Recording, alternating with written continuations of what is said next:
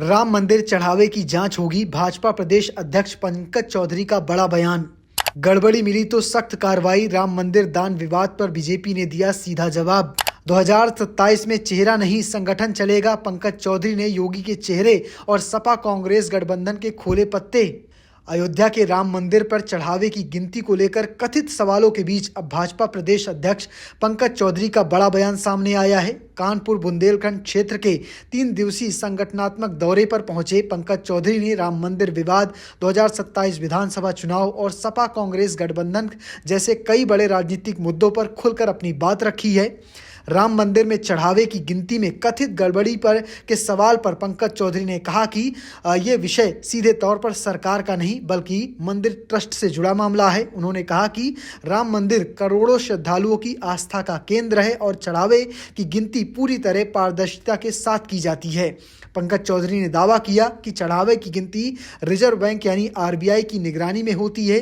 पूरी प्रक्रिया सीसीटीवी कैमरे की मौजूदगी में संपन्न कराई जाती है। उन्होंने साफ कहा कि सरकार इस पूरे मामले की जांच करा रही है और अगर किसी भी स्तर पर कोई दोषी पाया जाता है तो उसके खिलाफ सख्त कार्रवाई की जाएगी। भाजपा प्रदेश अध्यक्ष का कहना है कि ये बयान ऐसे समय में आया है जब राम मंदिर के चढ़ावे को लेकर विपक्ष लगातार सवाल उठा रहा है। समाजवादी पार्टी प्रमुख अखिलेश यादव इस पूरे मुद्दे पर पहले ही सरकार और ट्रस्ट की पारदर्शिता पर सवाल खड़े कर चुके हैं। ऐसे में पंकज चौधरी ने जांच और कार्रवाई की बात कहकर भाजपा की ओर से जवाब देने की कोशिश की है। इसके बाद पंकज चौधरी ने 2027 विधानसभा चुनाव को लेकर सवाल किया गया तो उनसे जब पूछा गया कि क्या भाजपा 2027 का चुनाव मुख्यमंत्री योगी आदित्यनाथ के चेहरे पर लड़ेगी तो उन्होंने पार्टी की परंपरागत लाइन दोहराते हुए कहा कि भाजपा किसी एक व्यक्ति के चेहरे पर नहीं बल्कि संगठन और सामूहिक नेतृत्व के आधार पर चुनाव लड़ती है। उन्होंने कहा कि योगी आदित्यनाथ के मुख्यमंत्री और वो खुद प्रदेश अध्यक्ष हैं और राष्ट्रीय नेतृत्व का मार्गदर्शन लगातार मिलता रहा है।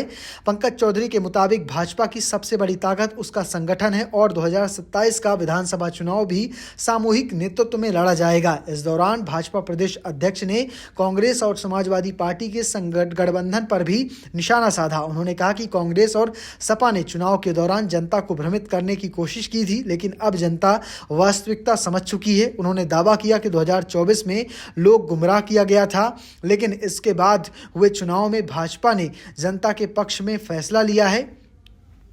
उन्होंने दावा किया कि 2024 में लोगों को गुमराह किया गया था लेकिन उसके बाद हुए चुनाव में जनता ने भाजपा के पक्ष में फैसला लिया है। पंकज चौधरी ने विपक्ष की पीढ़ी राजनीति पर भी सवाल उठाए। उन्होंने कहा कि भाजपा विकास, संगठन और जनता के भरोसे के दम पर चुनाव पर लड़ती है। उनके मुताबिक आने वाले विधानसभा चुनाव में उत्तर प्रदेश की जनता फिर से विकास मॉडल के साथ खड़ी दिखाई देगी। कुल मिलाकर पंकज चौधरी के बयान ने साफ कर दिया कि भाजपा राम मंदिर चढ़ावे विवाद में जांच और पारदर्शिता की बात कर रही है। वहीं 2027 के चुनाव को लेकर पार्टी संगठन और सामूहिक नेतृत्व के फॉर्मूले पर आगे बढ़ना चाहती है।